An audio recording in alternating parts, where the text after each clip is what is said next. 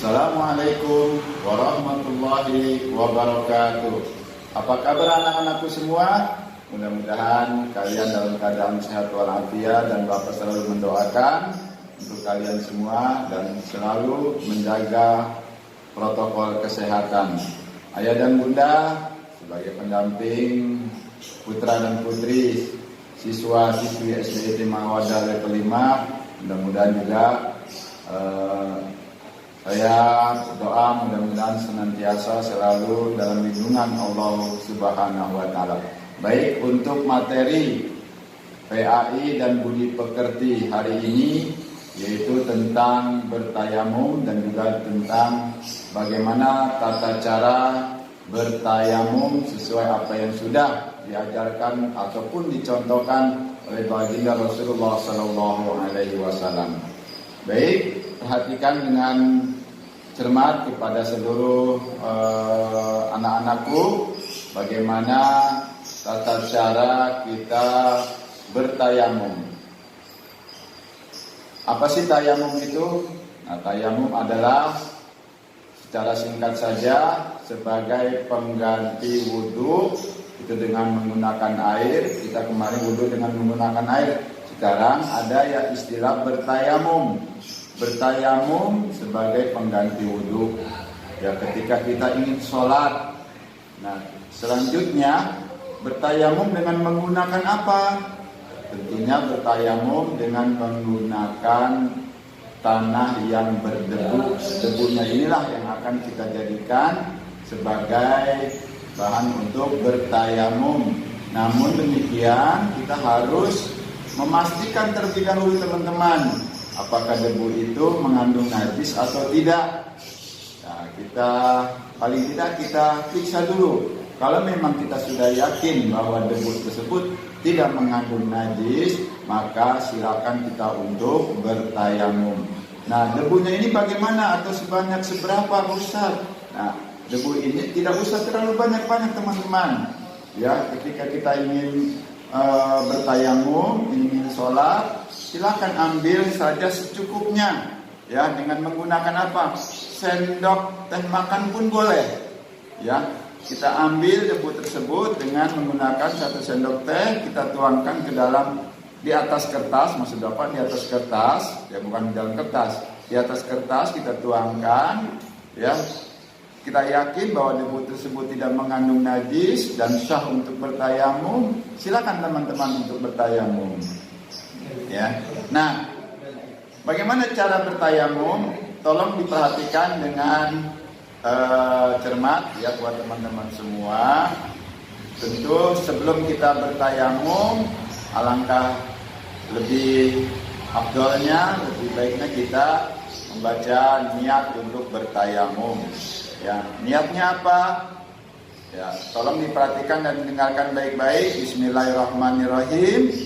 Nawaitu tayammuma istijahati sholati fardhon lillahi ta'ala. Itu ya, untuk bacaan niat bertayamum. Selesai kita membaca niat tayamum, perhatikan dengan baik dan benar ya. Nah, debu yang tadi sudah kita letakkan di atas kertas ini ya, coba perhatikan ya, telapak tangan kita posisinya seperti ini teman-teman. Telapak tangan kita ya. Kemudian kita tempelkan telapak tangan ini di atas debu yang beralaskan kertas tadi. Kita tempelkan ya, nggak usah terlalu ditekan sekali. Biasa saja, kita biasa. Kemudian setelah itu kita tepuk ya, tepuk seperti ini tepuknya ya, seperti ini. Kemudian balikan lagi telapak tangan kita tiup ya, kita tiup debu-debu tersebut. Setelah itu baru kita mengusap wajah kita. Yang pertama adalah wajah teman-teman ya.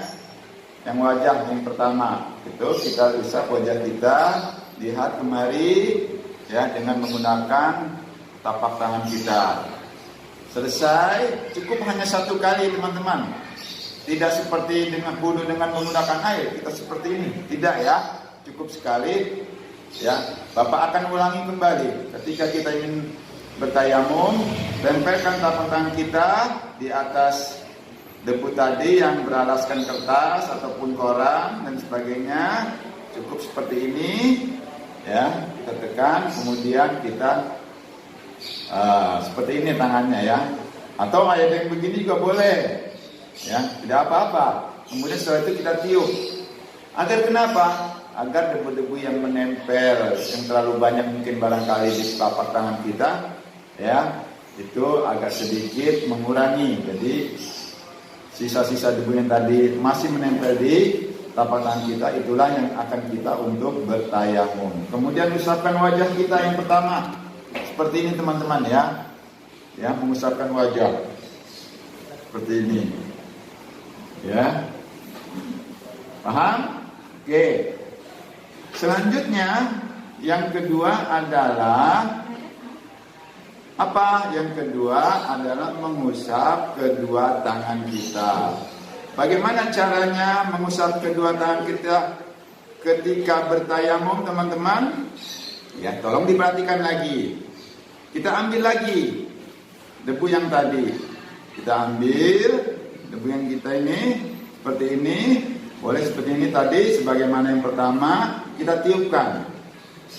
Ya, setelah itu lihat. Yang kanan terlebih dahulu sebagaimana berwudu. Yang tangan kanan terlebih dahulu kita usap seperti ini. Ya, seperti ini teman-teman. Tuh ya. Perhatikan baik-baik cara bertayamum.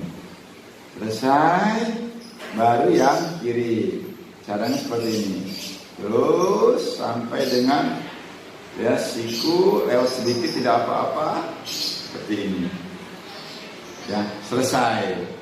Itulah tata cara bertayamum yang baik dan benar sebagaimana yang dicontohkan oleh baginda Rasulullah Shallallahu Alaihi Wasallam.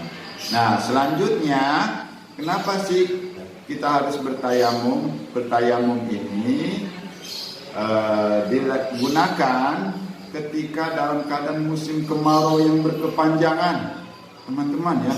Musim kemarau, musim panas, kemana-mana pun kita tidak bisa menemukan air, ya.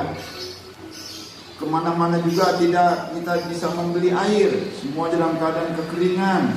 Nah, itu diwajibkan kita bertayamum kalau memang tidak ada air sama sekali, ya. Namun kita usahakan dulu, kemana-mana nggak ada juga, berarti kita diwajibkan untuk bertayamum. Nah, siapa saja yang harus bertayamum? Ya, meskipun dalam keadaan tidak kering, bukan musim kemarau, ya, orang yang sakit pun juga boleh untuk bertayamum. Barangkali sakitnya ini disarankan oleh dokter tidak boleh terkena air. Ketika dia terkena air, ya, contohnya umpamanya dia luka di sini, ya, tidak boleh kena air. Kalau kena air malah akan menjadi infeksi. Nah, itu boleh teman-teman dengan menggunakan tayamum, ya. Kemudian siapa lagi? Ya, orang yang dalam keadaan sedang perjalanan yang sangat jauh. Ya.